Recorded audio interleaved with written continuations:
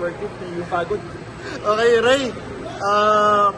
Nung pumasok nung play na, syempre lamang si Manila ng 5 eh. Oo, okay. May pumapasok na ba sa isip na mukhang napapalapit tayo sa Game 6 ah? Yun nga parang, pero yung game na yun kasi yung seconds to go na lang ngayon, yung galing time out na parang, ina-expect ko kasi napapauli nila ako eh. Oh. Kasi lamang na kasi ng 5 points. So nakita ko yung mistake kasi na yun na naging opportunity para sa akin na makashoot ng 4 points. Kasi sabi ko, live and die na lang ako dito. Wala na eh. Kumbaga, nag-sumot man, di okay. Kung hindi okay lang, at least tinry ko. Pero ang naging reason talaga kaya ako nakuha yung confidence na yun is yung hindi nila ako pinaw right away.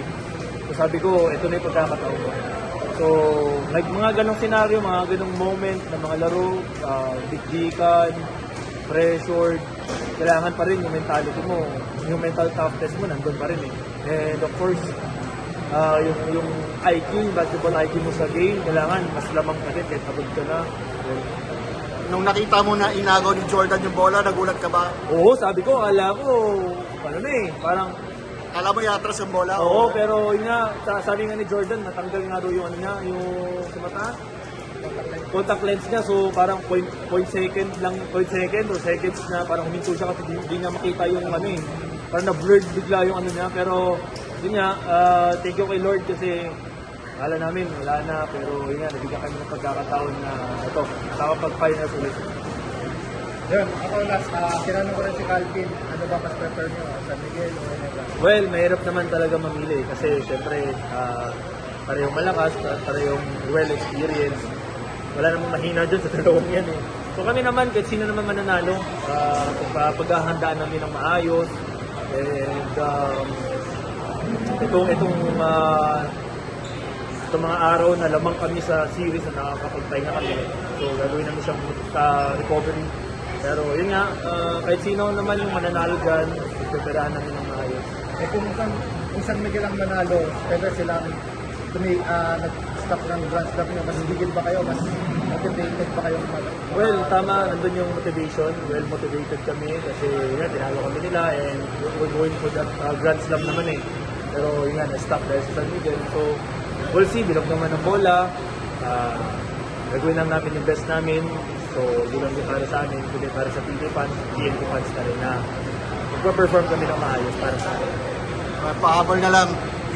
Di kami player eh, ikaw player ka. Kapag nakatira ka ng ganito, makakatulog ka ba kagad o masarap ang tulog mo? Ano ba feeling ng mga ganito, mga nakatira Ako mga usually, ang ginagawa ko, binabalik-balikan ko yung highlights, pinapanood ko pa ulit-ulit. So, parang alam mo yun, habang pinapanood mo yung laro mo, na laro maganda yung nilalaro mo, mas lalo ko nang ma-motivate, mas lalo na nabuboost yung confidence mo eh.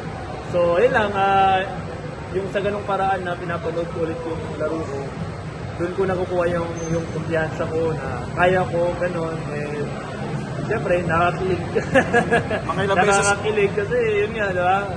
Sino naman tayo? Average lang naman tayo player eh, pero nagbibigyan tayo ng pagkakataon na alam mo yun, makapagbitaw ng mga crucial moments na gano'n. So, masaya ko. And mga ilang beses mo iso-scroll back yung play na yan. Depende hanggang saan tukin ako. Eh, wala bang celebration ng konti sa bahay? O Wala naman, small celebration siguro with my family and friends. Na nandyan sila talaga since the start of the conference, sumusuporta na sa akin. Dinner lang siguro, yun lang. Tsaka na siguro celebrate ng gusto pag nakuha na namin yung gusto namin. Pero sa ngayon, muna kami, focus muna sa finals. Thank you. Sacrifice.